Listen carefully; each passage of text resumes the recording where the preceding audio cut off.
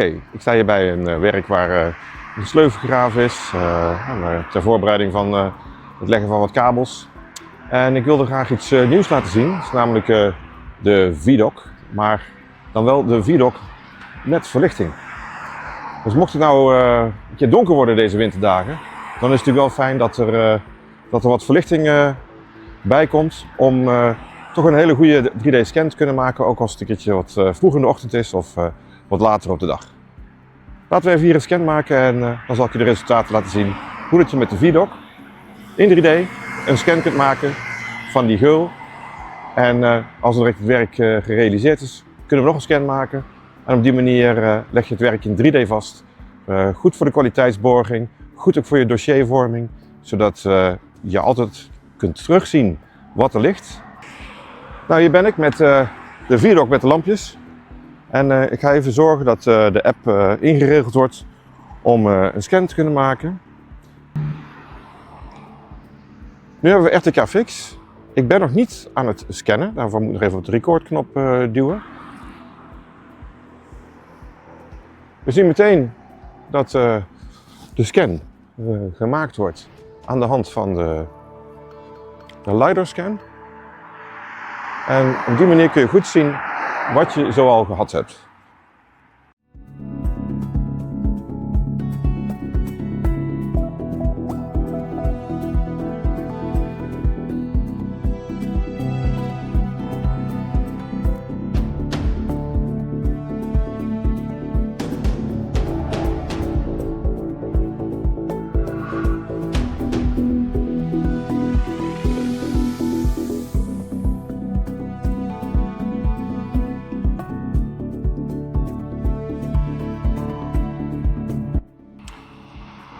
Ik wilde nog even laten zien wat het resultaat was van het scannen met de VDOC met de LED-verlichting. Ik heb de verlichting zet ik even uit.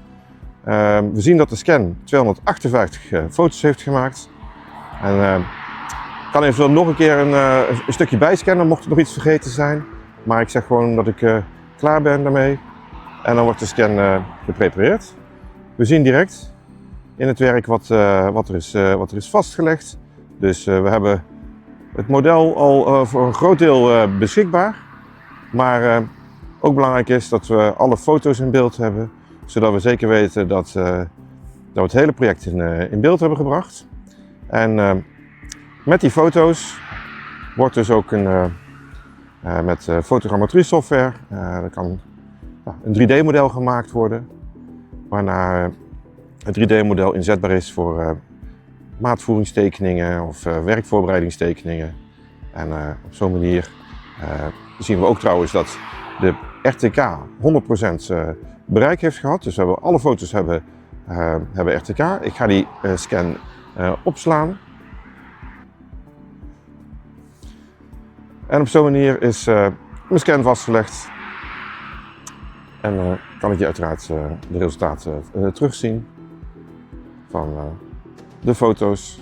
Ik kan hem lokaal downloaden om op de PC te gebruiken.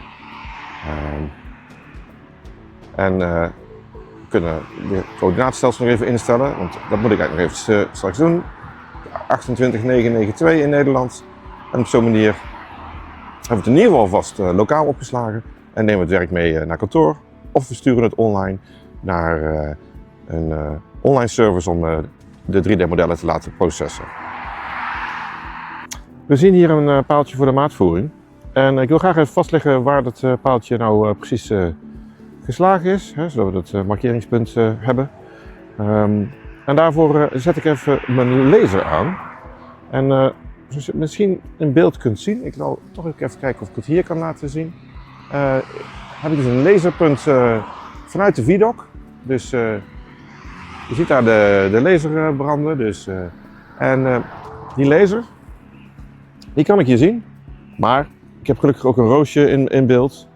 En op deze manier kan ik middels een foto vastleggen welk punt dat hier is.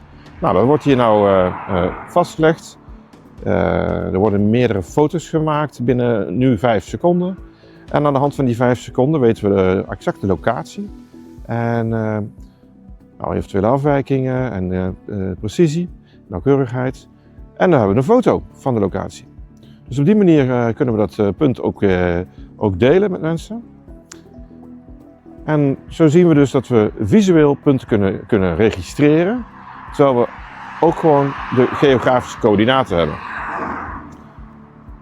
Er is nog een manier om deze puntmeting te doen. Maar dat zal ik even laten zien hoe we dat met de stok, met de roverstok doen.